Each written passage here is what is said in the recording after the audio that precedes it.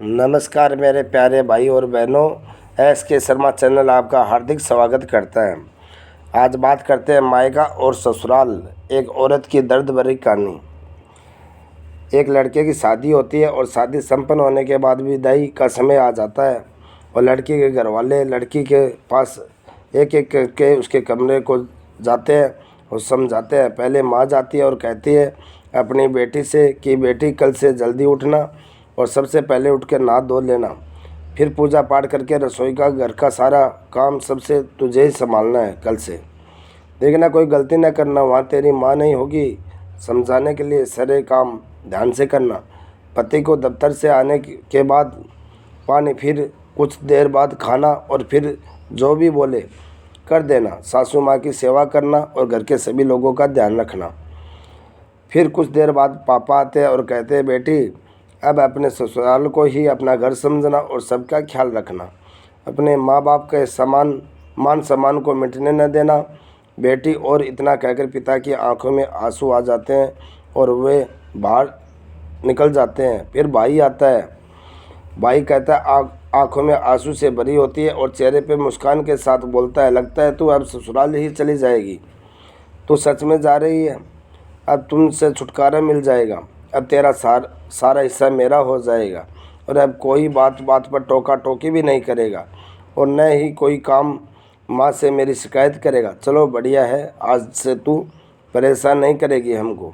इतने में लड़की की आंखों में आंसू आ जाते हैं और बोलती है भाग जा पागल, नहीं तो मार खाएगा अब तू ही। फिर भाई बोलता है अच्छा मेरी तरह ससुराल में किसी को पीटने न लगना, वहाँ तेरी कोई मार नहीं खाएगा। जैसे हमें बोल देती है ना कुछ वहीं मत बोलना, कोई बुरा मान सकता है। और फिर दोनों रोते हुए एक दूसरे को गले लगा लेते हैं और साथ में दोनों के मुँह निकलता है तेरी बहुत याद आएगी, अपना ख्याल रखना रे भाई। भाई आंसू पूछते हुए बाहर निकल जाता है। इसी तरह परिवार के सभी लोग एक एक करके आते हैं। अब सबके जाने के बाद विदाई होने का समय आ जाता है और लड़की सोचती है एक तो अपना घर छोड़कर मैं जा रही हूँ, फिर से इतना कुछ घर वालों ने बता दिया। इसके पहले तो कभी कुछ ऐसा नहीं करना पड़ा, कैसे इतने लोगों को मैं वहाँ संभाल पाऊँगी। ये सब सोचती रहती है। तमाम तरह के मन में ख्याल आते हैं। फिर विदाई करके घर वाले लड़की को विदा कर देते हैं। यहाँ तो माँ बाप को इतनी फिक्र होती है, इतना कुछ कैसे संभालेगी मेरी बेटी। हमेशा से खुला में रही सो है बेटी, अब किसी की पत्नी और किसी की बहू, किसी की जेठानी, किसी की भाभी बन गई है। देखो क्या होता है। ससुराल में जाकर लड़की अलार्म लगाती है और दूसरे दिन सुबह उठकर जैसे ही उसकी माँ ने बताया था वैसे ही करती है। फिर सबके लिए खाना बनाती है और कहते हैं ससुराल में पहली रसोई बहू की मीठा बनाकर खुद शुरू करती है।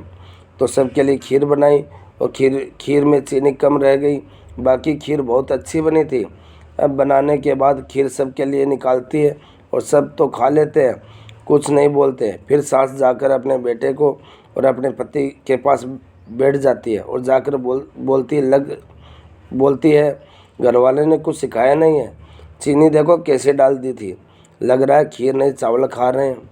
और सबसे आखिरी में बहू को खाना खाने का रिवाज होता है। पहले तो चक्कर देख भी नहीं सकती थी, अब वो खाकर देखती है तो सोचती है चीनी तो कितनी कम डाली है। देखो मैं सोच ही रही थी कोई गड़बड़ ना हो जाए, हो ही गई। लेकिन कितने अच्छे लोग हैं सब, हमसे कुछ भी नहीं कहे। फिर सोचती है चलो दूसरे दिन कोई गड़बड़ नहीं होने देंगे। लड़की की माँ बाप का फ़ोन आता है और पूछते हैं बेटी सब अच्छे से कर लिया ना, कोई गड़बड़ तो नहीं की? और वो बोलती है इतना सोचे थे फिर भी खीर में चीनी बहुत कम रह गई थी, लेकिन आप लोग परेशान ना हो, कल से कोई गड़बड़ नहीं करूँगी मैं। यहाँ के लोग बहुत अच्छे हैं, किसी ने कुछ नहीं बोला। और फिर रात में पति आता है रूम में और बोलता है कैसे खीर बनाई थी, मम्मी क्या सोच रही होंगी, कितनी फिक्की थी, कल से ध्यान देकर बनाना। इसी तरह वो लड़की घर से सभी काम काज सीख जाती है। कल को सारा दिन मस्ती करने वाली लड़की अब इतनी पत्नी और बहू भाभी बन जाती है। कुछ दिनों बाद उसके घर वाले आते हैं, उसको देखते हैं। इतने ज़्यादा अंतर पहले और अब मैं कहीं कोई बुला रहा है। भाभी मेरा ये सामान कहाँ है रखा है? पति बोलता है, अरे नाश्ता लग गया, दफ्तर के लिए लेट हो रहा है। सासू माँ बोलती है, बहू जल्दी से टेबल साफ करके सबका नाश्ता लगाओ। माँ पापा आए हैं, ध्यान नहीं दे रही है। और तुम्हें तुम्हारे ससुर जी को भी निकलना है। वो जल्दी जल्दी सारे काम करती है, सबको नाश्ता करवा कर सारा घर का साफ करती है, बर्तन धुलती है और खाना बनाती है। ऐसे ही पूरे दिन उसका घर के काम काज में जाता है और कोई ज़रा सा भी सराहना नहीं करता है। ये सब देखकर माँ बाप के आंखों में आंसू आ जाते हैं। फिर जब वो सारे काम कर लेती है तो माँ बाप के पास बैठती है और तब माँ बाप बोलते हैं कि बेटी कोई दुख तो नहीं है तुम्हें? तो वो अपने आंसू छुपाते हुए, नहीं माँ कोई दुख नहीं है, बस आप सब की नियत याद आती है, बहुत याद आती है। और माँ छोटू कैसे है? वो अब आप लोगों को ज़्यादा परेशान तो नहीं करता है? ऐसे कहते हुए बात को टाल देती है और बोलती है, यहाँ सब बहुत अच्छे हैं, मेरा बहुत ख्याल रखते हैं। ऐसा बोल दी ताकि उसके माँ बाप परेशान ना हो। और माँ बाप कहते हैं, बेटी ऐसे ही खुश रहे, तू अपना ख्याल रखना। अच्छा हम लोग चलते हैं। जब माँ बाप चले जाते हैं तब जाकर कमरे में छुपकर बहुत रोती है और खुद से ही बातें करती है कि क्या बताऊँ माँ, मेरी तो पूरी ज़िंदगी ही बदल गई।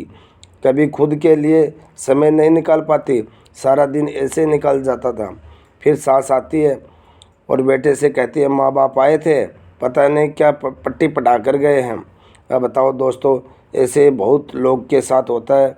अगर ऐसा होता रहा तो ससुराल और मायके में हमेशा अंतर होता ही रहेगा। जब तक कि आप दूसरे के घर से आई बेटी को अपनी बेटी नहीं समझेंगे। ऐसा करने से ही रिश्ता बिगड़ते हैं। सारी बेटियां ऐसी नहीं होती है, तभी रिश्ते बिगड़ते हैं। अब वो काम कर रही थी, सभी को करवा लेना चाहिए, क्योंकि वो आपकी मजदूर बनकर तो आई नहीं है, आपकी घर की बहू ही है जो आपके लिए सब कुछ छोड़कर आई है। अब आप लोग ऐसे करेंगे तो सास ससुर और माँ बाप, ससुराल मायका, ये हमेशा ऐसे ही फ़र्क होता रहेगा। हम बदलेंगे तभी युग बदलेगा दोस्तों। इसलिए पहले ही हम आपको और बदलना होगा। ये कहानी मेरी कैसी लगी?